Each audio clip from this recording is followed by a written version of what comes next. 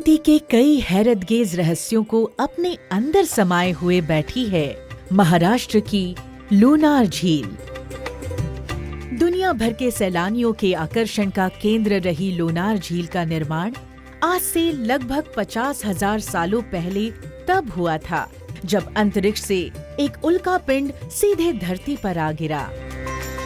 कहते हैं 10 लाख टन से भी ज्यादा वजनी ये उल्का पिंड 20 किलोमीटर पर सेकंड की तेज रफ्तार से पृथ्वी से टकराया था। ये आग का गोला जमीन में सीधे 600 मीटर की गहराई तक जा धंसा। टक्कर इतनी जबरदस्त थी कि वहाँ एक विशाल क्रेटर या गड्ढा बन गया।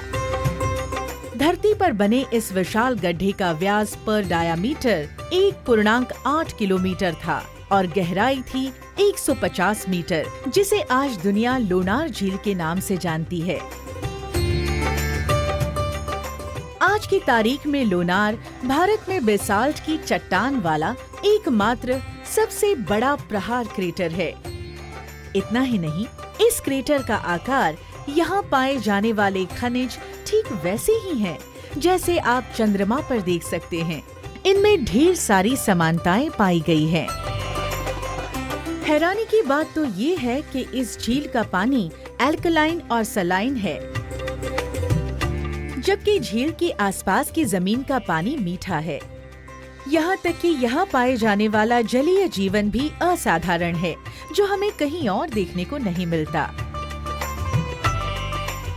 सबसे खास बात ये है कि यहाँ का पानी कभी-कभी गुलाबी रंग का हो जाता है, जो कि अपने आप में अनोखा है। कहते हैं कि ऐसा बैक्टीरियल रिएक्शन के कारण होता है। लोनार झील के ऐसे तमाम रहस्यों के कारण ही इसे अंतर्राष्ट्रीय ख्याति वाले पर्यटन स्थल के रूप में जाना जाता है। लोनार झील सिर्फ एक झील नहीं है, ये चारों ओर से प्रकृति से घिरी हुई है। इसके आसपास मौजूद है दुर्लभ पेड़ पौधे, पक्षियों और जानवरों की अलग अलग प्रजातियां। इसलिए भी इसकी सुरक्षा और संरक्षण अब एक और बड़ी जिम्मेदारी है।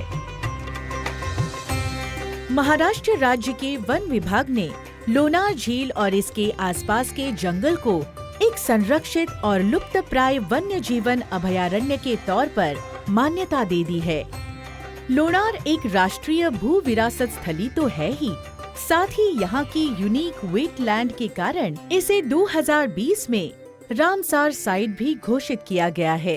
इसी के मद्देनजर लोनार झील के आसपास के 3.65 वर्ग किलोमीटर क्षेत्र के निवासियों का पुनर्वास कराया गया है और अब इस क्षेत्र को अभयारण्य के रूप में विकसित करने का काम तेजी से शुरू है, जिसकी बागडोर खुद राज्य के वन मंत्री माननीय सुधीर मुनगंटीवार के हाथों में है।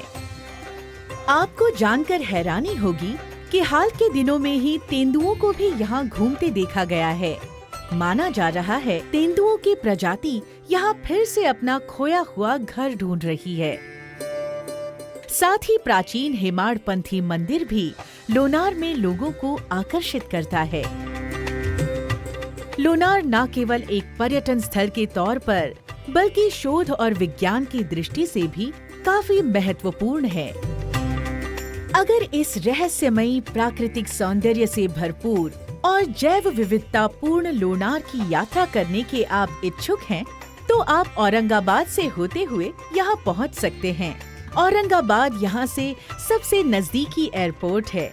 ये लोनार से केवल 122 किलोमीटर दूर है। अगर रेलवे की बात करें तो मुंबई भुसावल मार्ग पर मौजूद मलकापुर यहाँ से सबसे पास का रेलवे स्टेशन है। साथ ही जालना रेलवे स्टेशन भी यहाँ से केवल 90 किलोमीटर दूर है। लोनार झील शहर से सिर्फ 2.5 किलोमीटर दूर है।